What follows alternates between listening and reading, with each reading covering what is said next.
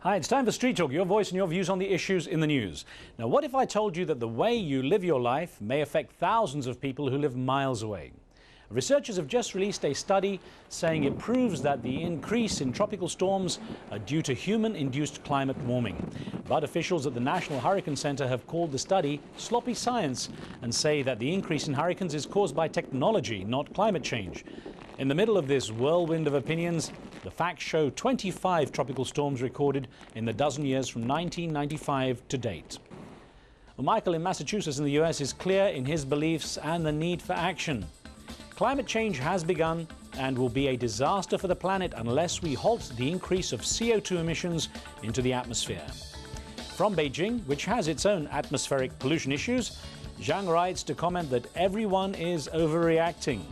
I think this is just a phase in the cycle of nature. There are always peaks and dips.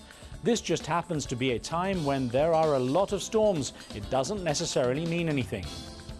Well, on Tuesday's show, we highlighted the difficulties of Arab and Muslim Americans serving in the U.S. military.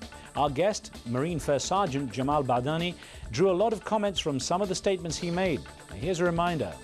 How does a Muslim feel about killing other Muslims? If you call Al-Qaeda, and terrorists Muslim, then there's something wrong with that, because the Islam that I was raised in taught me not to kill innocent people, not to take another life. Here are a couple of mobile text messages we got. Thanks for sending them, and sorry we couldn't get to them during the actual show. Lucy in Nigeria had a lot of praise for Sergeant Badani and his fellow military men and women. I congratulate you, Jamal, not for serving the American military, but for serving the nation. I got a lot of respect for the soldiers.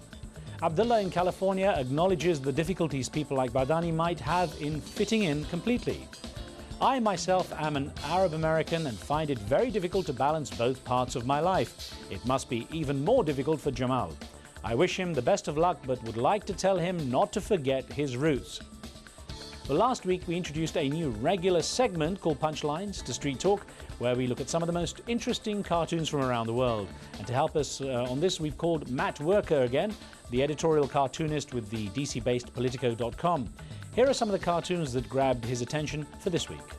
Nice simple one to start with. Good to talk with you. And first one, very simple but very effective. Very, very elegant, really. I love this work. This is Nick Kausar, who's Iranian. And as a cartoonist, I wish I could do this more often myself. It's a visual cartoon. It makes its statement purely with a visual metaphor. No words. No words. And it plays in any language. And it's Ahmadinejad and George Bush it's basically shouting at each other and pointing fingers in the same exactly. way. Yeah. The next one's an interesting one. Andy Singer. This is Andy's a good friend of mine. He's up in St. Paul in Minnesota, and Andy's famous for cartoons. He does lots of cartoons about cars, and he loves transportation policy. So here he's using a cartoon to connect the dots, if you will. Transportation policy begets energy policy, begets foreign policy. Showing they're all interconnected, the oil and the transportation and the aeroplanes with the bombs. The third one's an interesting one, a student, I understand. Yeah, this is Tom Tian, whose work I hadn't seen before. He's at the University of Chicago. And again, this is a very nice example of an elegant cartoon he has sort of a 50s style animation style. For a young cartoonist, it's kind of unique. The caption at the base of this says "one down," and then of course others popping up in other places. Saying a troop knocking down a terrorist, in effect, and the others just keep popping up. I love these sort of simple visual metaphors that capture a dynamic as well as a joke. And his style is, as you say, very interesting. Yeah. You don't often see that kind of style. And you say it's a 50s style. Well, it harkens back to some animation cartoons. Ann Telness is another cartoonist, the only other cartoonist I can think of who works in this sort of elegant, fluid, animated line style. But just a thought before we let you go. For a young cartoonist like Tom, how easy is it to make it into the big scene like yourself, to actually be, become national and international? Like myself? It's hard. It's very hard. Although these days it's easier. The internet has really revolutionized the way you can market yourself as a cartoonist. You can put up your own website, you can create animations, you can create your own audience, and it can be a global audience depending on who you're trying to speak to. Well, Matt, we look forward to having you back and look at some more cartoons from around the world. Good to see you. Thanks, Riz.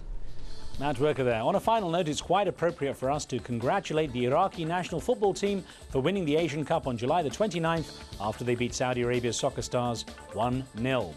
Iraqi captain Yunus Mahmoud scored the winner in the 71st minute when he climbed above the defence at the far post and headed a perfectly weighted corner from Hawar Mohammed into the Saudi net. Very few expected Iraq to win because of last-minute preparations brought on by the war. And incidentally, it was a great sign of unity on the soccer field that those involved in scoring the goal were a Shiite, Sunni and a Kurd. And that's it until next time. Do keep sending in your questions and comments and pointers to anything interesting or amusing for Street Talk. Remember, what you see here isn't necessarily the view of Al Jazeera, and some of the content's been edited, but for time and space reasons only. And that's the talk on the street.